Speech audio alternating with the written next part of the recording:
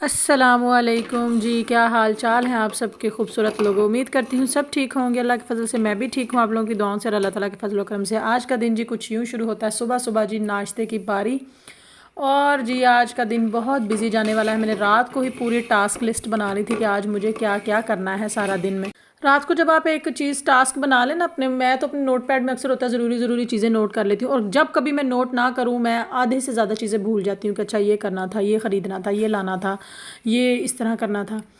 तो खैर मैं रात को ही फिर इसलिए ये काम करती हूँ कि नोट पैड में ना चीज़ें लिख लेती हूँ जो बहुत ज़्यादा ज़रूरी हों। और अगर मुझे हो ना कि मोटी मोटी कुछ चीज़ें हैं कि ये पता है कि ये करनी है या रूटीन में है, फिर नहीं लिखती हूँ। जिस दिन हो ना कि आज का दिन बहुत हेक्टिक जाने वाला है, तो आप लोग भी ना ये काम ज़रूर किया करें। अक्सर मैंने देखा है कि माएँ जो है ना वो बच्चों में घर में भूल जाती हैं चीज़ें, फिर वो कहती हैं ओ ये भी करना था ये भी। तो आप अपने मोबाइल में ना नोट पैड पर लिख लिया करें, या छोटी छोटी वो बाज़ार से मिलती है ना वो चिट्स मिलती हैं, पता नहीं क्या बोलते हैं उसको, नोट पैड टाइप। तो वो लगा दिया करें कहीं भी टेप के साथ। किचन का अगर कोई काम है किचन में लगा दी, या कमरे में कोई आपको काम करना है तो कमरे में लगा दी। तो ये सारे काम जो है ना फिर इस तरह से इजी हो जाते हैं और इंसान को याद भी रहता है। वैसे तो हम नाश्ता करते हैं रोटी वाला, मतलब हैवी वाला नाश्ता। लेकिन जिस दिन कभी होता है हफ्ते में एक आध दिन, नॉर्मली तो हम ज़्यादातर खाना ही खाते हैं, मतलब रोटी सादा। बेटा मेरा पराठा खाता है। लेकिन जिस दिन हो सकता है, हो जाता है ना कभी आपका दिल करता है कि आप कुछ हल्का फुल्का सा खाएं, तो फिर उस दिन जो है हम ये अमीरों वाला नाश्ता कर लेते हैं, ब्रेड वगैरह।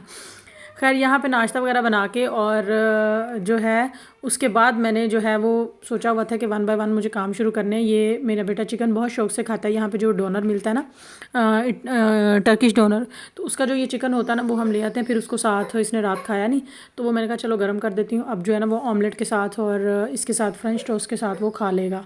उसके बाद जी नाश्ता करने के फ़ौरन बाद मेरी ज़िम्मेदारी होती है कि मैंने खाना बना देना है टाइम से ही।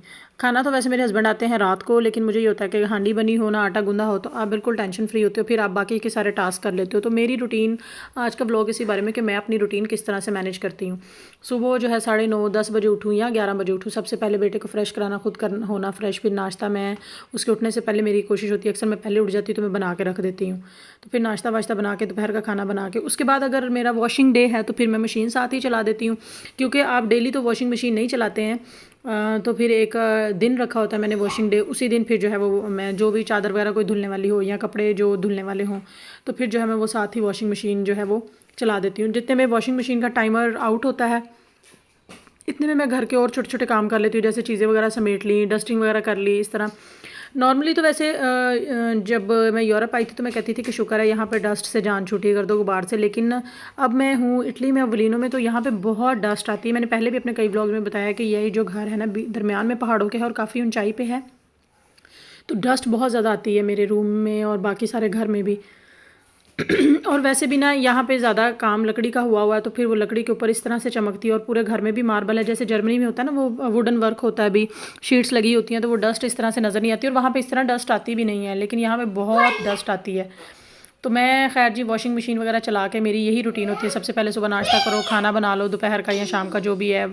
बेटे को जो है इतने में कोई कार्टून शार्टून दिखा दिया, वो अपने टॉय से खेलता रहता है। उसके बाद वॉशिंग मशीन अगर आपने चलानी है तो वो चला देती हूँ। उसके साथ फिर मैं अपनी डस्टिंग वगैरह करना शुरू कर देती हूँ, चीज़ें समेटना शुरू कर देती हूँ। और चीज़ें समेटना सबसे पहले शुरू होता है रूम से। जब तक आपका रूम ना बना हो, आपको पूरा घर साफ़ नहीं लग रहा होता।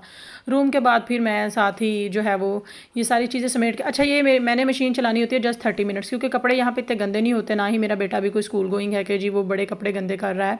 क्योंकि सितंबर में सेशन शुरू होंगे तो फिर मैं उसको सितंबर में स्कूल कराऊंगी। तो मैं सारा ये कर करा के 30 मिनट मशीन चला के 30 मिनट्स में मैंने सारी चीज़ें समेट लेनी होती है, हर काम कर लेना होता है अभी समेट कर। और उसके बाद जो है ना फिर वो बाकी के काम आ जाते हैं, जैसे किचन के बर्तन पोट्स वगैरह जो गंदे होते हैं वो धो लिए, और वॉशरूम की जो क्लीनिंग वगैरह होती है वो साथ साथ कर लेना। वो सारे काम करने के बाद, क्योंकि किचन में अगर बर्तन पड़े रहें ना तो वो अजीब से लगते हैं। बेशक यहाँ पे मक्खी मच्छर नहीं है या वो नहीं है, फिर भी आपको ना गंदगी से आवाज़ आ रही आती है, तो बेहतर है कि वो साथ के साथ साफ़ कर लिए जाएँ। तो उसके बाद आ जाती है जी ये मोपिंग की बारी। तो फिर मैं ये कर लेती हूँ। मैंने कहा ना कि मार्बल है तो यहाँ पे डस्ट बहुत आती है अभी। अगर आप दरवाजे या खिड़कियाँ ना खोलो तो फिर वेंटिलेशन नहीं होगी। तो फिर अब वैसे भी मौसम चेंज हो रहा है, काफ़ी चेंज हो गया है, तो वेंटिलेशन की तो ज़रूरत होती ही होती है। सर्दियों में तो चले ठंड होती है तो फिर बंदा दरवाजे खिड़कियाँ खोले बगैर गुजारा हो जाता है, और तब इतनी ठंड में आप खोल भी नहीं सकते हो। लेकिन अब मौसम बहुत चेंज हो रहा है, गर्मी हो रही है, तो फिर वेंटिलेशन के लिए जो है ना वो खोलना पड़ता है। अभी वैसे तो आगे नेट लगी हुई है, जालियाँ, लेकिन फिर भी डस्ट उनसे आ जाती है। तो मोपिंग वगैरह करने के बाद मैं जब बिल्कुल मोपिंग से फ्री हो जाती हूँ उसके बाद मेरी ज़िम्मेदारी आ जाती है जी मार्केट जाने की। देखें जी, जब बंदे ने वॉइस ओवर करना हो ना तो फिर घर में कोई ना कोई आवाज़ आती है, बच्चा हो। खैर जी, फिर मार्केट जाने की मेरी बारी आ जाती है। मैं अपनी रूटीन इस तरह से मैनेज करती हूँ कि शाम को मैंने अपने हस्बैंड के आने से पहले हर चीज़ से फ्री हो जाना है कि ऑब्वियस है वो घर आते हैं थके हारे, फिर उनको टाइम देना होता है, तो आप पहले अगर ये काम निकाल लो, वो निकाल लो, ये समेट लो, वो कर लो, तो वो फिर ना अच्छा नहीं लगता कि 12, 13, 14 घंटे एक इंसान ड्यूटी करके आ रहा और आप उनके आने पर भी मसरूफ़ हैं। घर में बच्चे और बीवी जो है ना वो फ्री होना चाहिए ताकि वो अपनी दिन की जो है वो राम कथा सुना सकें, रूटीन बता सकें। और वैसे भी जो है मुझे लगता है कि सारे काम पहले ख़त्म होने, ऐसे शोर शराबा करना या इस तरह से करना तो ये अच्छी बात नहीं होती। खैर जी, फिर जो भी मार्केट के काम होते हैं, मुझे जो भी ग्रॉसरी लेनी होती है, जो फ्रूट्स, जो कुछ भी लेना होता है, मैं तकरीबन शाम में निकल जाती हूँ। हर हाल में 5 बजे मैं मार्केट निकल जाती हूँ। एक मार्केट हमारे घर के करीब है, वो 8 बजे बंद होती है। ये थोड़ा सा दूर है पार्क के पास, तो ये बंद होती है 9 बजे। तो मैं 8 बजे जो है ना वो निकल जाती हूँ हर हाल में कि नहीं मुझे जो है ना वो जाना है। तो सारी शॉपिंग वगैरह जो भी मतलब मैंने करना होता है, लेना होता है, वो ले लूँ के। और अच्छा, ये एक और बात है कि यहाँ पे ग्रॉसरी करने का ना आपको मज़ा इस तरह से नहीं आता जैसे पाकिस्तान में आता है कि वहाँ पे आप बहस मुबाहिसा कर लेते हैं। यहाँ पे इस तरह से बहस मुबाहिसा नहीं कर सकते हैं आप, कितने की लेनी, इतने की नहीं। हाँ, मज़ा इसलिए आता है कि बस जाओ चुप करके जो चीज़ लेनी है उठाओ, अपने शॉपर में डालो, उसके ऊपर जो भी प्राइस हैं वो स्टिकर, जो भी उसका रिसीप्ट होती है वो मशीन से लगाओ और बस दैट्स इट। आपको कोई नई ज़रूरत ना, पे यहाँ पे कोई बेईमानी होगी जी इतने किलो है, इतने किलो का वज़न हुआ, इतने पैसे बन गए हैं।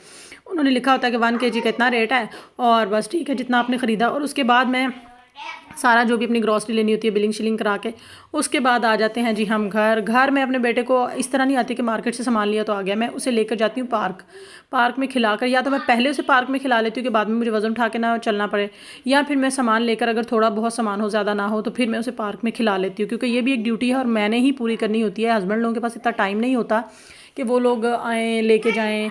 अब एक बंदा 8 बजे आ रहा है तो वो क्या लेकर जाएगा, उसकी ऑलरेडी जो है वो मत वजी होती है।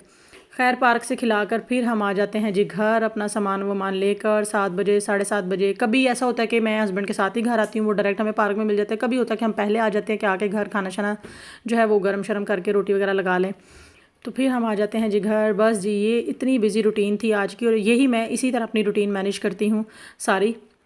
ये ब्लॉग अच्छा लगा हो तो लाइक और शेयर ज़रूर कीजिएगा, मुझे दुआ में याद रखिएगा, चैनल को सब्सक्राइब कीजिए, अपना बहुत सारा ख्याल रखिए, अच्छा सोचिए, अच्छा कीजिए, खुश रहिए। अल्लाह ताला सबके लिए आसानियाँ करे और अपने इर्द गिर्द वालों का भी ख्याल रखा करें। दूसरा ये व्लॉग स्पेशली लेडीज़ के लिए कि अपनी रूटीन को किस तरह से मैनेज कर सकते हैं आप। एक जो है ना वो रात को टास्क बना लिया करें, लिख लिया करें नोट पैड पर, और हर चीज़ लिख लिया करें कि इतने बजे ये काम करना है, इतने बजे और इतने बजे से पहले हमें फ्री होना है। और उसमें साथ आप बच्चों का भी लिख सकते हैं कि बच्चों को ये चीज़ें करानी है, एक्टिविटीज़, जैसे बच्चों को पढ़ाना लिखाना हर चीज़। जब आपने एक चीज़ प्लान कर रखी होगी ना, फिर आपको कुछ भी मुश्किल नहीं होगा। आपका पूरा टाइम टेबल, एक शेड्यूल सेट हुआ होगा जैसे बच्चों का स्कूल का सेट होता है। अच्छा जी, बस ठीक है जी, ब्लॉग ख़त्म करते हैं यहीं पे, बहुत लंबा हो गया है। अपना बहुत सारा ख्याल रखिएगा, अल्लाह हाफिज़।